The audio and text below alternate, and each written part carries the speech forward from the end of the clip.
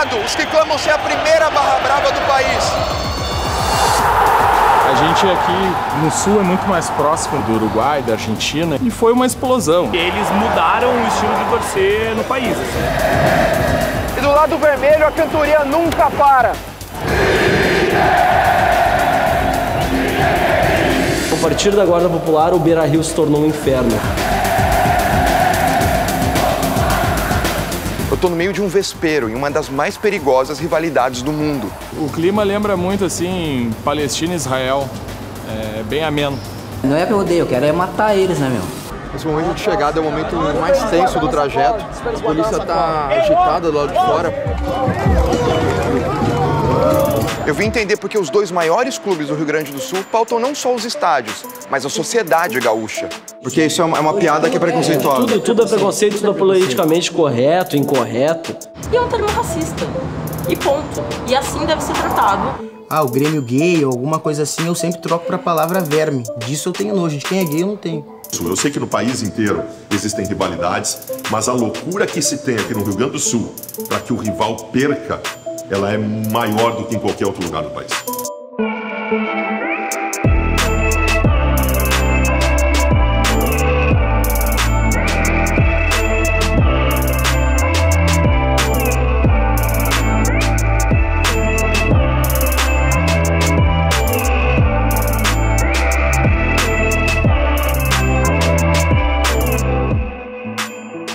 Em Porto Alegre, parece que todo o debate é polarizado. Da política ao futebol, por aqui, se você não é de um lado, automaticamente vai ser associado ao outro. O gaúcho sempre gostou de debater e escolher lados. Há quase 100 anos, a disputa política e econômica do Estado, por exemplo, era definida na polarização. Os que usavam lenços vermelhos eram os maragatos, e os que escolhiam a cor branca eram os chimangos. As discussões na dualidade, claro, chegaram ao futebol e tomaram conta da mídia aos poucos. Dando um rolê aqui por Porto Alegre, com o Lelo, que é motorista aqui na cidade, ele me mostrou uma rádio que fala sobre Grêmio e Inter o tempo todo, 24 horas por dia. É a Rádio Grenal, né, Lelo? Isso, é uma rádio que fala 24 horas de futebol e de Grêmio e Inter. Grêmio e Inter e uma galera jovem, entendeu? Muito Sim. Legal. Tô indo lá agora pra rádio, o Lelo vai me deixar lá pra eu conversar com alguém, de repente algum responsável, algum coordenador ou até os jornalistas que estão participando desse programa agora.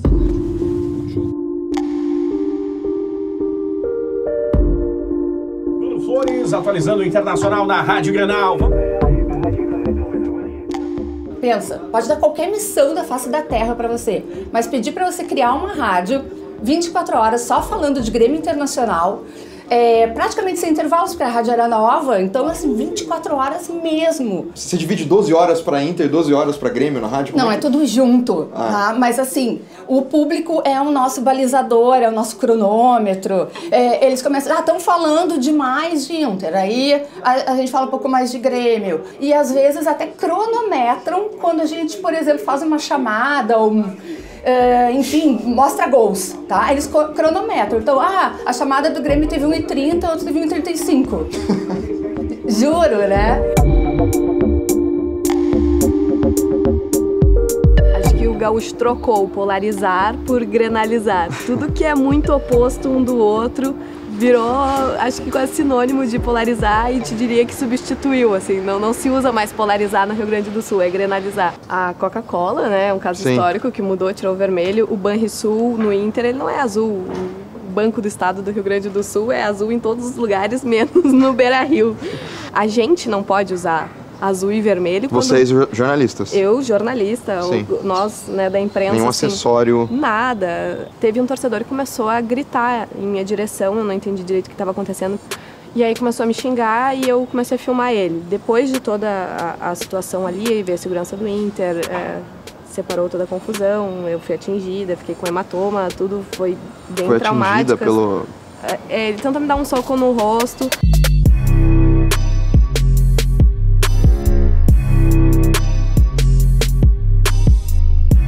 Depois, em depoimento, esse torcedor disse que foi em minha direção porque me achava gremista. Era um torcedor do Inter que disse que teve um diretor do Inter que fez um dossiê, que a imprensa prejudicava o Inter em suas reportagens, e quando me viu com a camiseta da Rádio Gaúcha, ele se sentiu no direito de fazer essa cobrança. Teve bastante repercussão, até motivou depois com outros episódios o movimento Deixa Ela Trabalhar, que foi com jornalistas de toda a imprensa esportiva do Brasil. Num cenário onde torcedores calculam quantos minutos o clube é falado na rádio e tentam descobrir os times dos jornalistas, esse cara midiático decidiu revelar para qual lado torcia. Eu mato as azuis. Tá. Pode ser assim? E a cada provocação deixa o outro lado furioso. Lá vem o Abelão, cheio de paixão, ticatá, ticatá, ticatá. Eu quero que o Abel me aqueça nesse inverno e que o Cudê vá pro inferno. Uou, uou, uou. Como e por que você decidiu isso? Eu tenho um filho pequeno, eu queria levar ele no estádio, queria torcer. E a grande surpresa que as pessoas tiveram foi a seguinte: muitos jornalistas do Rio Grande do Sul já revelaram um time, mas era assim, ó, vou revelar que torço para tal time e vou continuar agindo da maneira que eu sempre agi. Os gremistas enlouqueceram comigo, porque os caras não esperaram que eu fosse assumir o time para dizer que eles não têm mundial. Eu não sou mais jornalista hoje. Hoje eu sou um torcedor do Internacional, sou um comunicador, que eu fui a vida inteira. Nas minhas redes sociais eu vivo disso, mas eu sou colorado, velho. E foi isso que eu quis quando eu revelei meu time. Eu quero chutar o balde. Tem aquele repórter lá que é do Internacional que mete o pau em mim sempre, Cascão, esqueci. Queria que você falasse agora. Fabiano Baldasso. Fala agora aí quem que é otário, se sou eu ou se é você. O Neto me chamou de Zé Ruela. Velho, tô cagando pro Neto. A gente vive num estado que tem 2 grandes clubes. Nós temos uma mesma cultura no Rio Grande do Sul, só que as 2 torcidas são absolutamente diferentes, cara.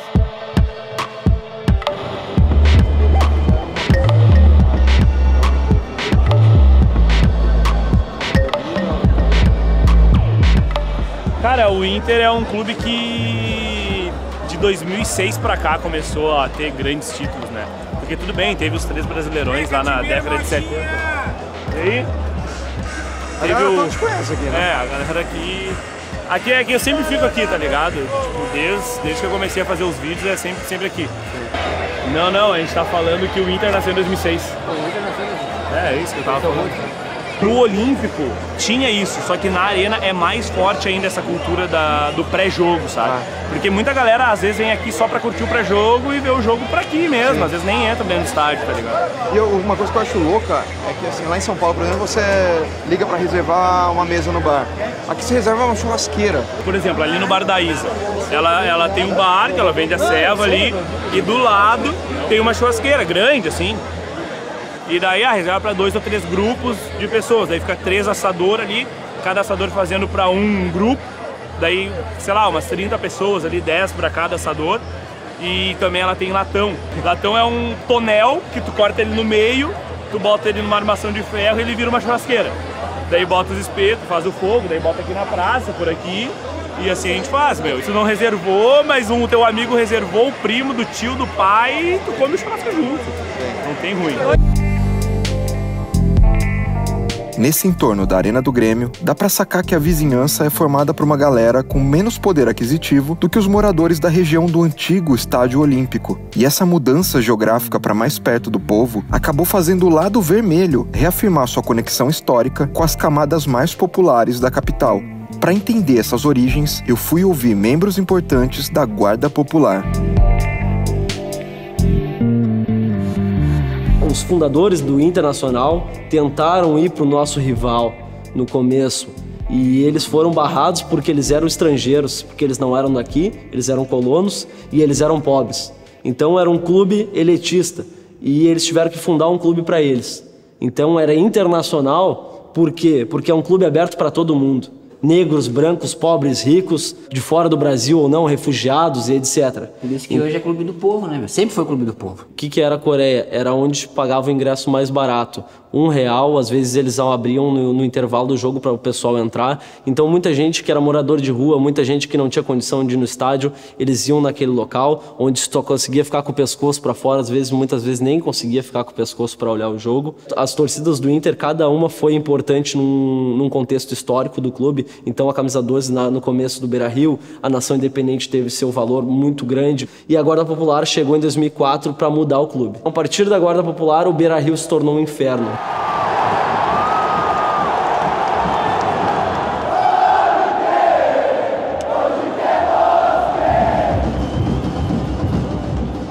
Como a gente não é uma torcida organizada, a troca de poder não é feita a partir de votação. Não temos eleições como uma torcida organizada. É uma parte complicada, a troca de poder é feita à base da força. Uma barra é diferente de uma torcida organizada, seja na troca de poderes, como foi dito, ou até nos instrumentos utilizados e no jeito de cantar e apoiar o time. Numa das fases mais difíceis da história do Grêmio, parte da torcida sentia que faltava algo. E com o tempo criou-se uma necessidade de se enaltecer o amor pelo Grêmio, de se juntar mais. E aí foi criada a primeira barra brava do Brasil, a Geral do Grêmio.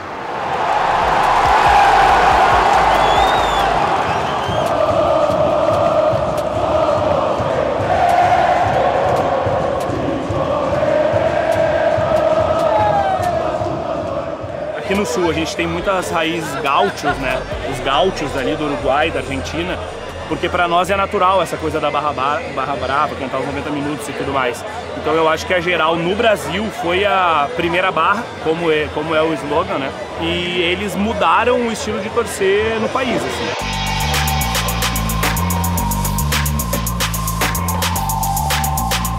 A gente aqui no sul é muito mais próximo do Uruguai, da Argentina, então começou a rolar um intercâmbio entre torcida e visitar estádios lá, começar a cantar músicas mais voltadas para o Grêmio, ao invés de mais voltadas à própria camisa da torcida, entendeu? E foi uma explosão, assim, em 2, 3 anos, a torcida de 8 cabeças que tinha no primeiro dia passou a 4, 5 mil.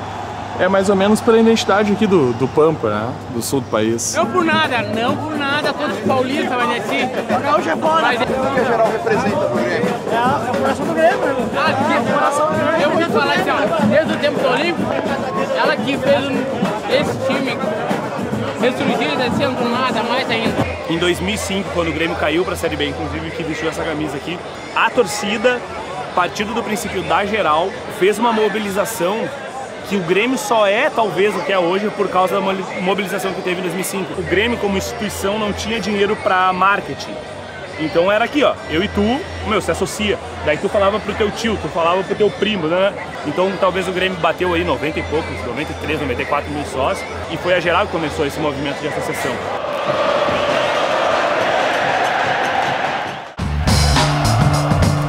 E a barra do Inter se orgulha da sua festa e da tentativa de levantar da cadeira setores do Beira-Rio que foram elitizados nos últimos anos. Temos prova disso, que nós somos a torcida que mais coloca a faixa dentro do estádio, no Brasil e na América do Sul. A gente já colocou mais de 120, 150 faixas num único jogo.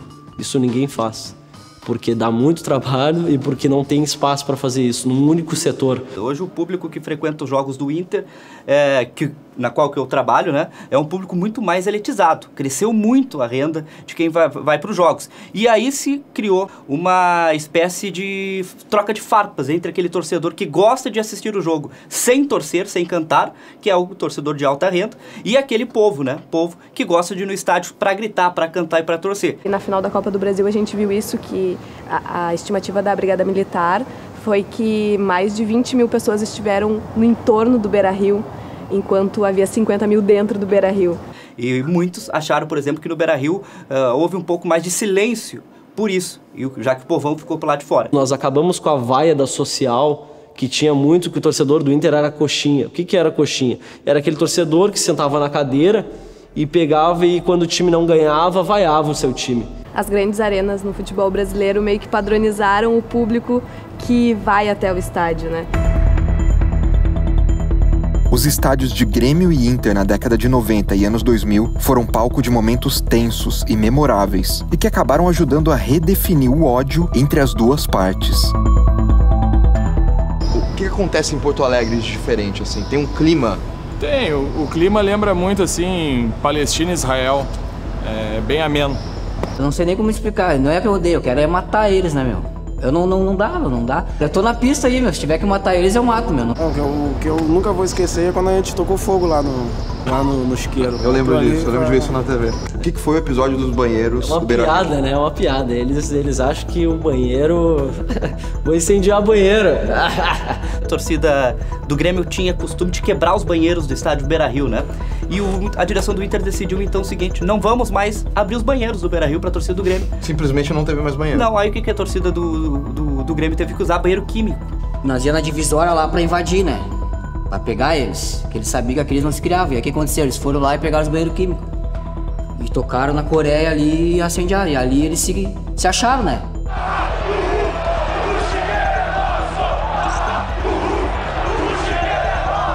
A torcida organizada do Inter, que estava lá no norte, queria invadir o sul. Queria fazer a volta no estádio e invadir o sul pra pegar a torcida do Grêmio. Daí a gurizada começou a ficar meio exaltada ali.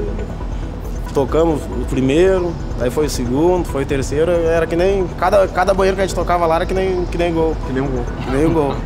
Aí começou a pegar fogo ali, daí...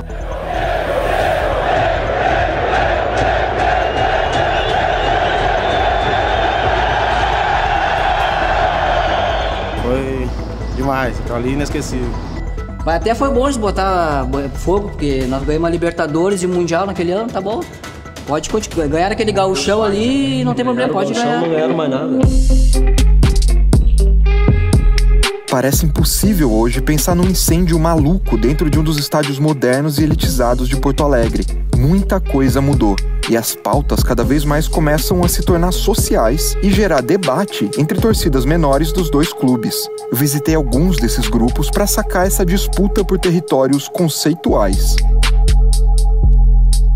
Hoje, como mulher, eu sei que eu sou muito tranquila dentro do Beira-Rio. Não tenho medo de usar a roupa que eu uso. No verão, uso meu short, uso meu top. Se eles tiram a camisa, eu também tiro a minha, porque me sinto à vontade para isso quando tá calor, como qualquer pessoa. E sei que em outros estádios não é assim. Quando o Grêmio veio aqui pro bairro que a gente mora, eles começaram a distribuir tintas e tal, até para quem era colorado pintar sua casa de azul. E a gente foi lá e distribuiu o alimento para famílias, né? Teve torcedor do Grêmio carente que disse pra gente, eles acham que uma lata de tinta vai matar a nossa fome. Então ali já deu pra se ver que a criação dos discípulos de Raul foi de suma importância para a nossa comunidade principalmente. O Vicente Raul, inclusive, foi quem fez o Inter ter essa alcunha de Clube do Povo, né? Pelas ações que fazia pelo povo, por achar que, por exemplo, um negro pode ser bancário, ele pode ser advogado. O Vicente Raul sempre deixou claro isso na vida pública dele. Então foi trazendo mais negros, mais pobres para o Inter, dando acesso ao estádio e tal. E aí começou aquela coisa também da imprensa, dizer que usavam a história do negrinho, que era um negro pobre que estava se trocando de casa. A imprensa usava as charges da época, dizendo que a gente era um clube de negros. Existe um histórico racista no Rio Grande do Sul. Vicente Raul, no começo da década de 40, começou a estabelecer torcidas organizadas que levavam bandeirolas para o estádio e tal. E aquilo era tratado pela torcida do Grêmio como uma manifestação dos macacos. E por ser um clube de origem pobre, os caras chamavam a gente de crioulo, de macaco, porque tava pulando. E aí eles começaram a pular também, porque era legal a festa.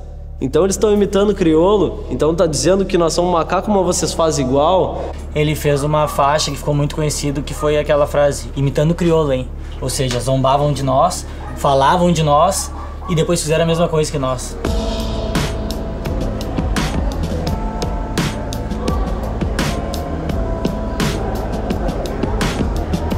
Tem versões da história, uma delas é que os torcedores do Inter eram torcedores mais humildes, torcedores negros, e que assistiam o jogo em determinados espaços, até mesmo em cima de árvores, e aí surgiu esse termo macaco, macacada. Isso daí é a maior falácia que existe, porque o Aranha jogando no Santos, né, ele foi chamado de macaco, e que eu lembro ele estava abaixo de uma goleira e não em cima de uma árvore. Em muitas postagens de redes sociais, como no grande portal noticiar algo do Grêmio, você vai ver nos comentários, tem muita gente de fora de Porto Alegre que fala, Grêmio, racista, torcida do Grêmio, racista. Há essa generalização. Em 2014, teve o caso Paulão no Grenal. Mas o caso que ganhou notoriedade foi o caso do Aranha, que faz com que o Brasil inteiro desenhe ou tenha essa impressão no Grêmio.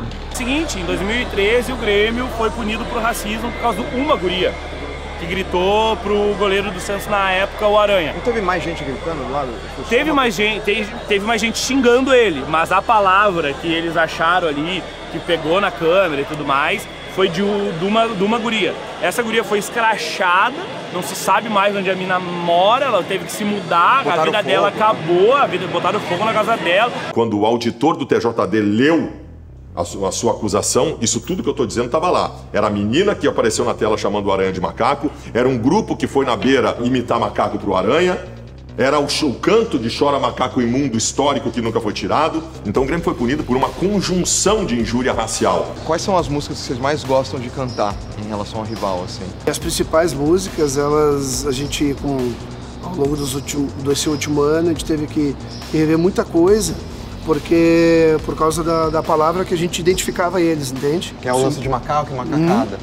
Que se tornou pejorativa a coisa do racismo e se relacionou isso com o modo que a gente tratava eles, entende? Daí o que aconteceu? Racismo, essa palavra não pode, coisa e tal.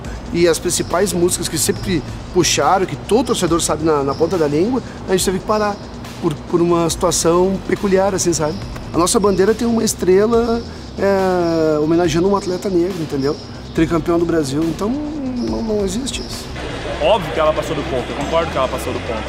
Mas a gente vê tanta coisa mais suja, e é aquilo que o Fábio Koff falou na época, eterno Fábio Koff. Se essa punição pro Grêmio vai acabar com o racismo do Brasil, beleza, a gente é punido. E o Grêmio foi punido, aquilo lá ficou de exemplo, e hoje em dia acontece casos e não se fala nada. O Observatório nasce a partir daqueles casos, com esse intuito, assim, de mostrar que não são casos esporádicos, de mostrar que eles não acontecem de vez em quando. 44 casos de racismo no futebol brasileiro em 2018.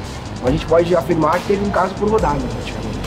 As pessoas ainda cantam, ainda se referem aos torcedores do rival como macaco, e é um termo racista. E ponto. E assim deve ser tratado e ser rechaçado como o termo que ele é, um termo racista. Não tem discussão em relação a isso. Porque não basta tu dizer que tu não é racista, tu tem que ser essa voz de antirracismo na sociedade brasileira e uma voz muito mais forte, tu tem que gritar. Eu repudio, xingo e fico puto, porque nós não podemos achar isso brincadeira. Cada vez que um colorado for chamado de macaco, nós temos que levar isso adiante, porque isso é racismo. Eu conversei com algumas pessoas, autoridades, para a gente fazer algum projeto de trabalho. O que se alega é que a torcida do Grêmio tem a palavra macaco e macacada, mas a torcida do Inter tem cantos homofóbicos. E aí a gente acaba não avançando na discussão. Eles tiveram a Coliguei lá deles lá, então eles não podem... Eles têm também um histórico bem ruim para falar. A Coliguei é considerada por muitos a primeira torcida LGBT do mundo e foi criada na década de 70 para apoiar o Grêmio. Acabou se desfazendo alguns anos depois. Tu não pode mudar uma coisa que existe há 50, 100 anos. Como assim, cara? Tu vai deixar de cantar uma música por conta disso? O preconceito com o negro, ou com o povo, com essa origem de povo, piada preconceituosa com a Coliguei, ela não se compara, por exemplo, a essa questão. Não há comparação sobre isso.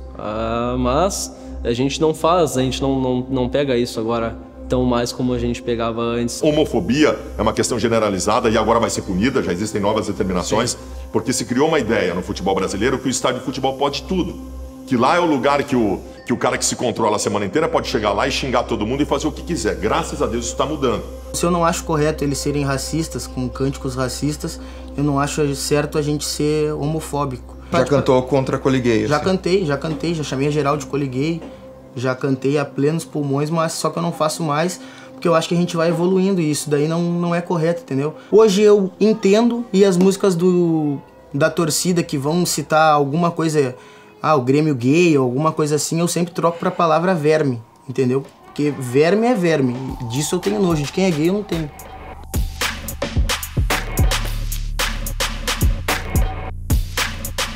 Quem é Grêmio? Quem fala sobre o Grêmio? A torcida é Grêmio. Qualquer torcedor do Grêmio fala pelo Grêmio.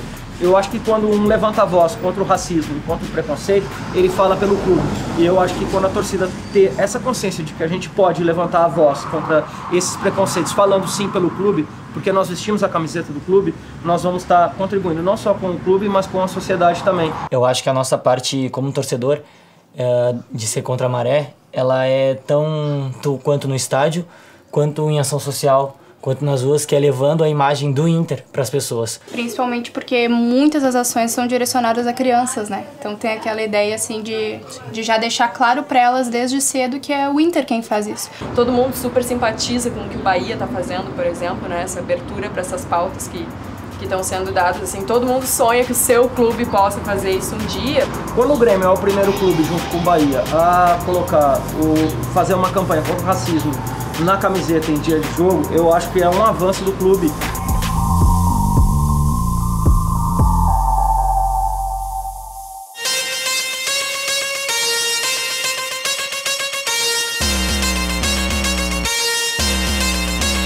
Há mais ou menos 3 horas para começar o Grenal, a torcida do Inter se reúne na frente do Gigantinho para se deslocar até a Arena do Grêmio. Tem ônibus chegando, olha lá. E o Peleja conseguiu acesso para ir junto com a Guarda Popular no primeiro ônibus. Eu quero entender como é que isso funciona e essa escolta até a Arena do Grêmio num dia de Grenal.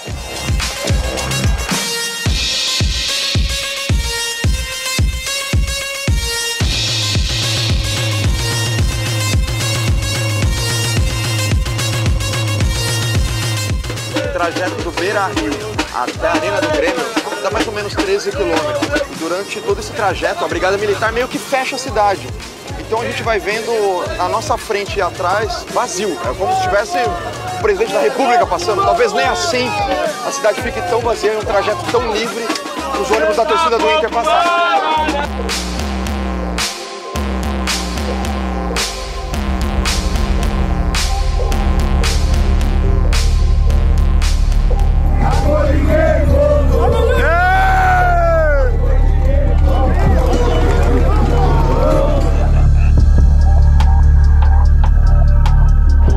Chegada é o momento talvez o mais tenso do trajeto. A polícia está agitada do lado de fora, rolou spray de pimenta ali, a galera teve que fechar a janela correndo.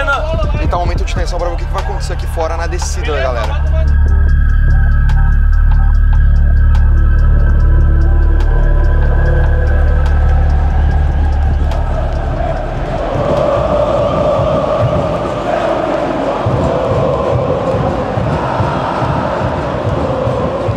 Passo um dia inteiro feliz, radiante, independente do que esteja acontecendo naquele dia, porque o Grêmio perdeu.